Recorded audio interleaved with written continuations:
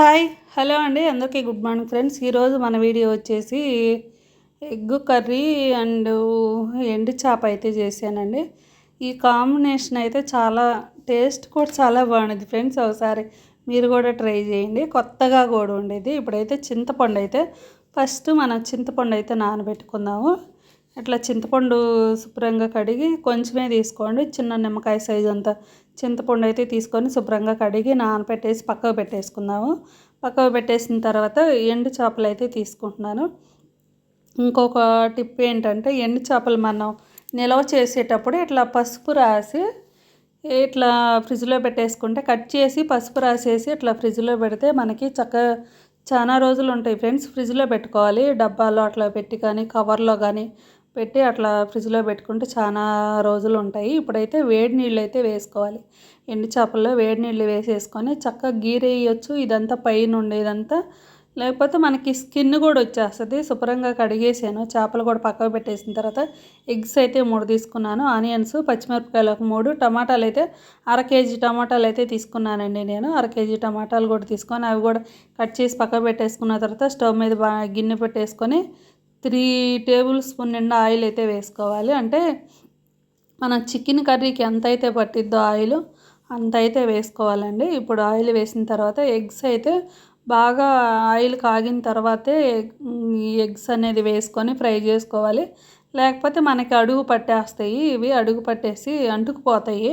అందుకే ఆయిల్ బాగా కాగిన తర్వాత ఫ్రై చేసి ఎగ్స్ వేసి చక్కగా ఫ్రై చేసి పక్కకు పెట్టేసుకుందాం. అంటే ఎక్కువ కూడా ఫ్రై చేయని అవసరం లేదు.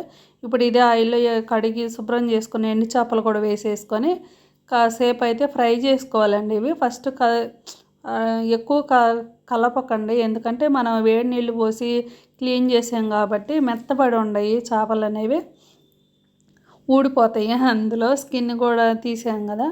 ఇప్పుడు కొంచెం స్లోగా కలుపుతూ 2 సైడ్లు అయితే ఫ్రై చేసుకోండి. ఫ్రై చేసుకున్న తర్వాత మనకి చక్కగా గట్టిగా అయితే అవుతాయి ఫ్రెండ్స్. ఇప్పుడు చక్కగా ఇట్లా నెమ్మదిగా అయితే కలుపుకోండి. కలిపి చక్కగా ఫ్రై చేసుకోండి. మంచి కలర్ అయితే రావాలండి. చేప అనేది మంచి కలర్ వచ్చిన తర్వాత అప్పుడు తీసి పక్కకు పెట్టుకోవాలి. చూసారు కదా, మనకి మంచి బ్రౌన్ కలర్ అయితే రావాలి. ఇది ఈ కలర్ వస్తే సరిపోయేది ఫ్రెండ్స్. ఇప్పుడైతే ఇవైతే తీసి వేరే ప్లేట్లోకి అయితే తీసేసుకుందాము. తీసేసుకున్న తర్వాత మనం వేసిన ఆయిలే సరిపోయిద్దండి, ఇంకా ఆయిల్ ఏం వేయనవసరం లేదు. ఇప్పుడు ఇదే ఆయిల్లో ఆవాలు, మెంతులు, జీలకర్ర అయితే వేసుకుంటున్నాను. చాలా తక్కువ అయితే వేసుకోండి. అవి వేసిన తర్వాత ఆనియన్స్ అయితే ఒక ఆనియన్స్ అయితే వేసుకున్నాను, పెద్దదైతే వేసానండి. కరివేపాకు అయితే ఒక 3 రెమ్మలు అయితే వేసుకుంటున్నాను నేను. కరివేపాకు వేసిన తర్వాత పచ్చిమిరపకాయలు ఒక 3 కూడా వేసేసుకొని అల్లం వెల్లుల్లి పేస్ట్ వచ్చి ఒక అర స్పూన్ అయితే వేసుకోవాలి ఫ్రెండ్స్. అర స్పూన్ వేసుకుంటే సరిపోయిద్ది మనకి.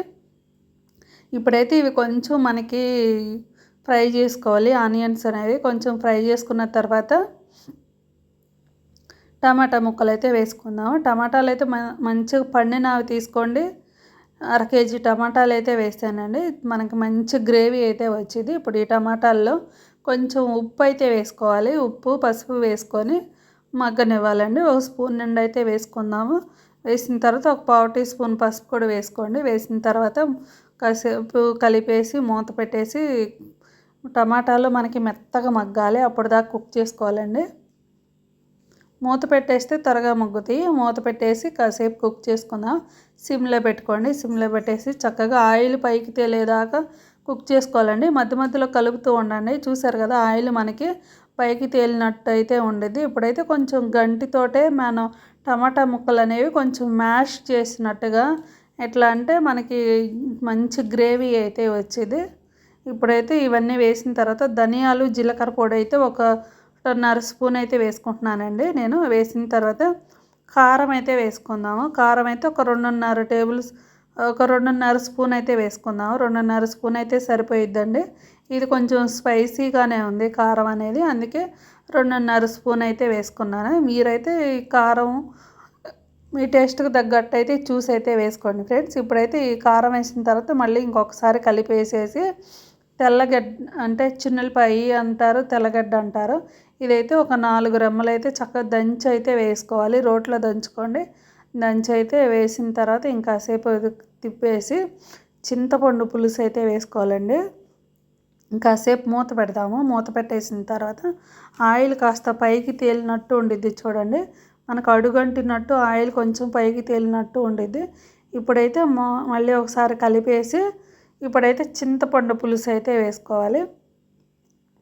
చింతపండు పులుసు అయితే ఇట్లా కలిపి వాటర్ వేసుకున్న తర్వాత ఒక డ్రాప్ కొంచెం నోట్లో వేసుకొని చూసుకోండి. మనకి ఎంత పులుపు కావాలో కరెక్ట్గా చూసుకొని అయితే వేసుకుంటే మనకి మళ్ళీ తర్వాత వాటర్ వేయటం అట్లాంటివి ఏమి ఉండవు ఫ్రెండ్స్. అట్లా అయితే ఒకసారి మీరు కూడా చక్కగా ఎట్లయితే చేసుకోండి. కొంచెం సాల్ట్ ఉప్పు అయితే వేస్తున్నాను నేను. లాస్ట్లో కొంచెం ఉప్పు వేసి మూత పెట్టేసి చక్కగా కొంచెం మరగనివ్వాలి. కొంచెం ఉడికిన తర్వాత చేప ముక్కలు అయితే వేసుకుంటున్నాను నేను. ఒక 5 నిమిషాల తర్వాత చేప ముక్కలు వేసేసి కోడిగుడ్లు కూడా వేసుకుందాం, ఎగ్స్ కూడా వేసుకుందామండి. ఎగ్స్ అనేది మన ఇష్టం అండి, ఎన్నైనా వేసుకోవచ్చు. నేనైతే 3 ఉన్నాయి, అందుకే 3నే వేసాను. ఇప్పుడైతే చక్కగా మనం ఇంకాసేపు మూత పెట్టేసి కుక్ చేసుకుందాము. చూసారు కదా, మన ఎగ్ కర్రీ అండ్ ఎండు చేపల కర్రీ అయితే రెడీ అయిపోయింది. ఇట్లా ఆయిల్ పైకి తేలుతూ గ్రేవీ అయితే కొంచెం చిక్కబడిద్దండి. ఇప్పుడైతే చక్కగా మన కర్రీ అనేది రెడీ అయిపోయింది. స్టవ్ ఆపేసిన తర్వాత లాస్ట్లో ఫైనల్గా కొత్తిమీర అయితే వేస్తున్నాను నేను. టేస్ట్ మాత్రం ఎక్సలెంట్గా ఉండిద్ది ఫ్రెండ్స్. ఒకసారి మీరు కూడా ఎట్లాగే ట్రై చేయండి. ట్రై చేసి మన ఛానల్ ఎవరన్నా కొత్తగా చూస్తుంటే సబ్స్క్రైబ్ చేసుకోండి. సబ్స్క్రైబ్ చేసుకొని లైక్ చేయండి ఫ్రెండ్స్.